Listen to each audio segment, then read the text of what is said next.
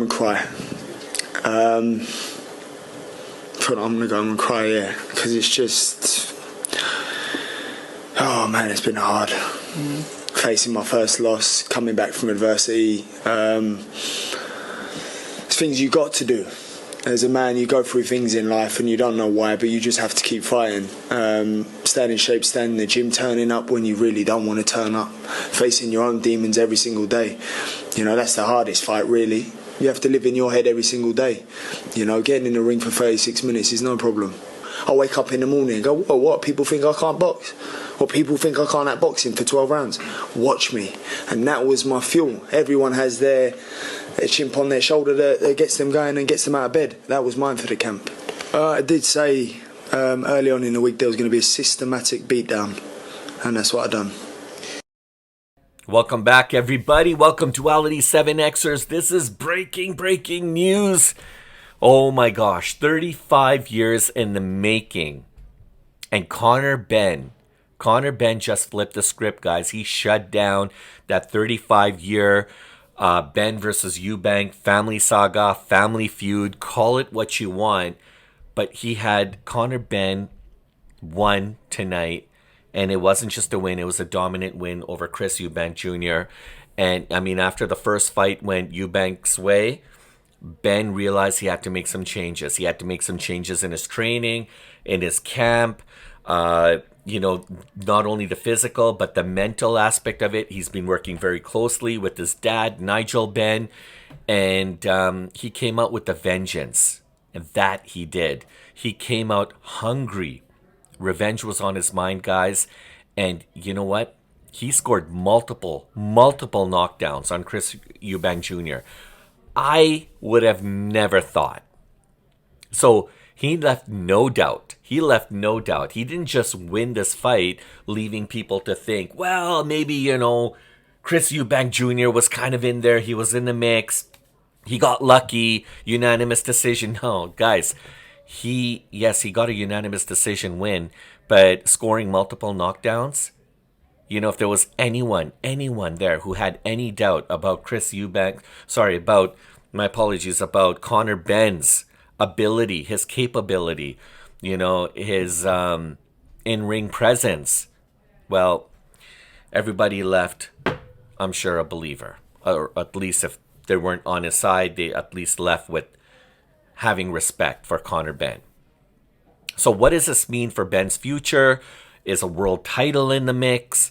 I mean, it was absolutely incredible, guys. So look, first of all, I want to welcome everybody here. This was a huge fight, right? I mean, you have to understand the stakes, right? There's so much pressure on both of these fighters, on Chris Eubank Jr.'s shoulders, on Conor Benn's shoulders. Both of their parents fought. Their fathers fought one another. And then, for the sons to fight, and this is their second fight. Now it's 1-1.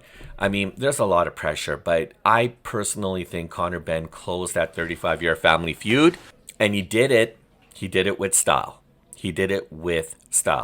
And trust me, guys, this wasn't even close. If you guys watched it, you guys know, you guys understand. If you didn't, take my word for it, guys, you want to watch this fight. It was absolutely incredible. So welcome back, guys. Welcome to all our Duality 7Xers. Welcome back. I'm your host, Shiraz, and here we try to cover all the latest trending stories when it comes to the world of combat sports, especially the UFC, WWE, MMA, and of course, boxing. Yeah, we got to talk about Benn versus Eubank Jr., the rematch, the revenge, this generational rivalry. It was absolutely incredible, guys. I'm still I can't believe it. It was amazing. It was amazing. I watched this fight earlier today, and I was just blown away. There was a star-studded cast. I mean, there were so many stars, sitting front row, ringside.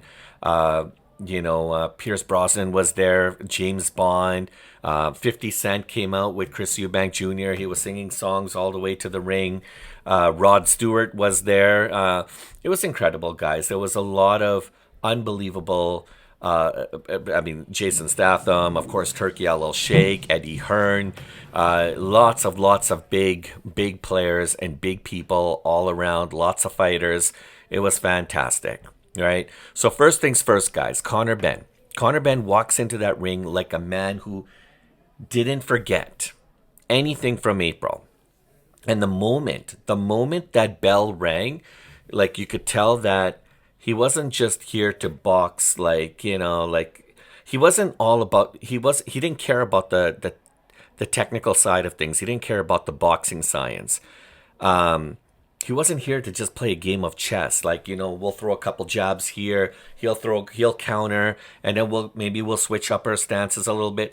He came to settle a score. This was personal. It was personal.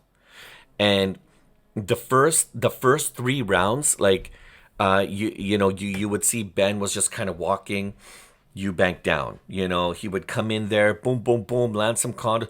He was wearing Eubank down. And he was mixing, like, to the head. He was digging the body. I mean, real gritty pressure fighting, guys. And then Eubank Jr., I mean, there was some shades of brilliance there. He came out with some really nice counters here and there. But, guys, I mean, honestly, I think he's an incredible, one heck of a fighter. But he barely pulled the trigger. And you could see his dad often. They would kind of pan off to the side. You see his dad in the corner. He was looking worried.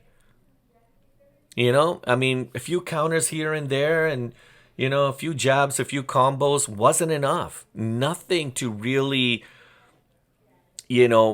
say, oh my gosh, he's back in the fight.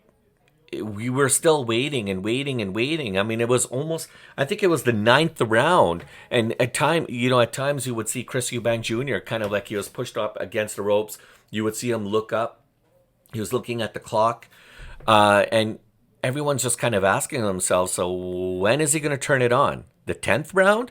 And then he's got technically 2 rounds to pour it on, but then won't Conor Benn also turn it on at the same time? So he was losing by points right off the get-go. Conor Benn came out of the gate strong, and he came out fast, and he was scoring. He was scoring like round after round after round. People were like, whoa, this is like becoming a one-sided fight. Right? And I mean, yeah, honestly, like halfway through the fight, Ben was probably 6-0, easy, 6 rounds to nothing. But then round 7, Ben lands the shot that almost twisted Eubank's head off, guys. It reminds me of the Terence Crawford landing that beautiful punch to Canelo Alvarez, and you just see Canelo's head just kind of almost do a 180, and you could tell, like, right at that moment, Canelo was so disappointed, so upset. He was frustrated with himself because he's like pulling out every single tool he had at his arsenal, and nothing was working against Crawford. And the same thing was kind of happening here. Chris Eubank Jr., I think, was just like beside himself. He's probably like, I really don't know what else I can do here. You even noticed, like, with his counters, he didn't have that pep in his step like Conor did. And when he would throw punches, he would throw some counters. A lot of it didn't have the same kind of zing that I remember in the first fight. And then if you notice, every time Ben would hit him, he would hit him like with decisiveness. Like there was some oomph in those shots. But I didn't really see that reciprocate from Eubank Jr.'s side. So it was absolutely incredible, guys. It was, I mean, that punch was legit like the punch of the fight. I mean, that moment, if anyone had any doubt in the arena, that was the moment. That was like what sealed the deal for me. I was like, Ben's walking home. He's the victor in this one. It's done. Ben's gonna be victorious. I called it, really. Like, I actually called it earlier, and I was like, yeah, I think he's gonna do this, guys. I think he's gonna do this. Originally, I thought Chris Eubank Jr. Going into the fight, I thought he'd have the slight edge, and then as you know, after the second round, there was something off about Chris Eubank Jr. I don't know, but right, that shot, guys, that almost took off Eubank Jr.'s head. I honestly thought this was going to get ugly, right? And then round 8 comes in, and you got to give credit where credit is due. I think Eubank Jr.'s Corner had a talking with him. He started to fight back. He showed some heart, I mean, proving to the world that he's still a very dangerous competitor. Even though he was behind, he knew the stakes were high. He came out there. But that was his last spark. Right? Ben honestly was in full control the whole night. Right? And then when the championship rounds came around, Ben was just kind of coasting. He was like dominating. And then boom, heavy knockdown, round number 12. Eubank gets up only to hit the canvas again seconds later. Right? And if that bell honestly didn't save him, there would have been a stoppage. It would have been done right then and there. So 118, 108, 116, 110, and 119, 107, all for Conor Benn. He won by unanimous decision. And in some cases, guys, honestly, I feel like those scores where I think they actually kind of helped Eubank a little bit. I don't think he should have got as high of scores like he did. All right? And so Eubank really got lucky with getting some high scores there because he's a great fighter, but he didn't come out tonight. All right, and post fight was really good. It was really nice to see the fighters come together and embrace. If you guys have been following this fight, you know this was seriously personal. I honestly thought it was going to get really ugly in there, but it was really nice, to see the fighters embrace one another and to share some words. Look, guys, they're not friends, and they probably won't be friends, but to see these guys come together, that was amazing sportsmanship. And you know what? Kudos to UK British boxing and to everyone involved, and especially these young fighters. They put their heart out on the line tonight. They gave it was unbelievable entertainment all around. But that's the kind of classiness that we need to show, right? That people understanding how personal this was. 35 years is a long time, guys, but for them to come together and embrace the way they did, that was the highlight of the night for me, right? But when Conor Benn was talking post-fight, I mean, he fired back at all the critics and he said, look, for all those who said that he can't box, he told them to put that in their pipe and smoke it. Then he gave props to both their fathers, calling it a generational history, because it really is history, guys. And that was really nice for Ben to kind of pay homage to the fathers, and it's important, right? Because there's two big things here. Conor Benn does not want a trilogy. He said it's over, it's done. I mean, at least from his side, he's done.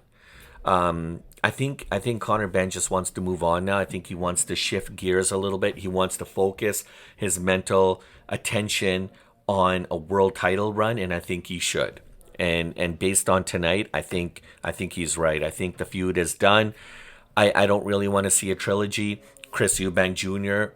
possibly would maybe want to fight again, want a rematch to show that he's got the upper hand, but I think it's done. I think both of these fighters need to move on from one another and start forging their paths forward with different opponents. I think that would be the better thing to do. And especially if I'm in Conor Benn's camp, I think that's the right move forward. I think a world title should be in the mix for this young lad, right? So here's why it gets interesting, because if Conor Benn, right, if there's an opportunity for him to become a world champion, right, possibly in 2026, that's not far-fetched anymore, guys. I mean, there were a lot of people who are like, oh, this guy can't fight, he's not mentally there, and this and that. Now all of a sudden we're talking about Conor Benn in the mix of a world title. Yeah, definitely he should be in the mix of a world title, or at least in the conversation of at least having the ability or having the opportunity to compete for, because the way he proved his dominance over Chris Eubank Jr. tonight, I think he should be given that shot, right? And I mean, what if Chris Eubank Jr., well, I guess there's always going to be that question now. Well, what happens with Chris Eubank Jr., right? Is he still a top-level fighter? I mean, where does he go from here? I mean, he's too big of a name for just tune-ups or for losing too wide for like world level fights. I mean, yeah, you could see him. He's a big guy. He's a big name, guys. He got outclassed tonight by a younger Conor Benn. He did. Is age a factor? Maybe. But, I mean, I don't know now. In boxing and MMA, I mean, you look at Alex Pereira, with a sheer dominance over Magomed Ankalaev, and Alex Pereira, like, pretty much walked all over him within the first round, and even at the age of 38 now, and then winning the light heavyweight championship title. I mean, yeah. And then Neil Magny, I think he's 39 or 40, and then you got a lot of these older guys coming out to fight and proving their worth and proving their dominance. So I don't know. I mean, was age really a factor? Possibly. But he's too big of a name, as I mentioned, to just have him fight just another dude. Like, he should still also be in the mix. Or there has to be a good fight lined up for him, right? Now, if he doesn't prove himself in that, then I think, yeah, maybe he needs to take the high road and really rethink his career. But you can't just write him off because of this off night that he had with Conor Benn. I think he'll get a chance at redemption. I'm hoping not against Conor Benn, but another top-level elite fighter. All right? And then we'll see what happens after that. That's my personal opinion, right? So, I mean, yeah, I hope this rivalry between the Benn and Eubank, between Benn and Eubank Jr. is officially done, guys. I mean, I hope it ends with the sons now. I don't want to see a legendary fight with the fathers fighting. That's not going to happen. But, I mean, look, this is very rare to see in boxing, first of all, right? I mean, most family feuds keep stretching forward and forward. Benn shutting the door tonight was great. Perfect timing. It gives a story very kind of like a weird sense of closure, but it was the right thing to do. And this was Conor Benn's cleanest, most mature, I say mature, I put an emphasis on maturity, most mature performance ever. He showed extremely high levels of boxing science. He was, although I don't think he really cared about that, but he was a tactician in the ring today. His boxing IQ was on par. He showed progression. He showed growth. He showed maturity. He showed that he's not just living off of his father's name. He's building his own. He's forging his own path. And pretty soon, he's going to have a chance at a world title run. And then we're talking, guys. For Eubank, he's a tough dude. He's got a huge heart. He's a giant of a man inside. But tonight he got outworked, outclassed, outboxed, and even outdogged, guys. Like, I think he's going to have to go back, rethink things, talk to his camp, and then they have to figure out what he wants to do next. I really want to see Benn chase a world title. I hope you guys kind of attested that as well, too. I don't want to see these guys run it back for a trilogy fight. I mean, who knows, right? Anything can happen. I mean, you throw like 20, 30 million to it, anything can happen, right? But anyways, I mean, those are my thoughts. I want to hear your guys' thoughts. I want to hear your comments. Let me know what you guys think. You guys have some of the most incredible things, great nuggets. I'm learning a lot off you guys as well, too. So let me know what you guys think. I totally want to hear it. If you guys enjoyed this breakdown, please smash the like and subscribe button and join us here on Duality 7X for more fight talk, more breakdowns, more insight, and all of the biggest stories in combat sports. And please hit the bell notification so you guys never miss a beat. And I will catch you guys on the next one. We're just getting started, guys. This is a bonus video, by the way. This is airing. Normally, we air all our videos at 3 p.m. Mountain Standard Time, which is like 5 p.m. Eastern Standard Time here in North America. But this one's going to be airing, I guess, at midnight Mountain Standard Time, 2 a.m. Eastern Standard Time, because it's a bonus video. And then tomorrow, I will talk a little bit about what happened in UFC 322.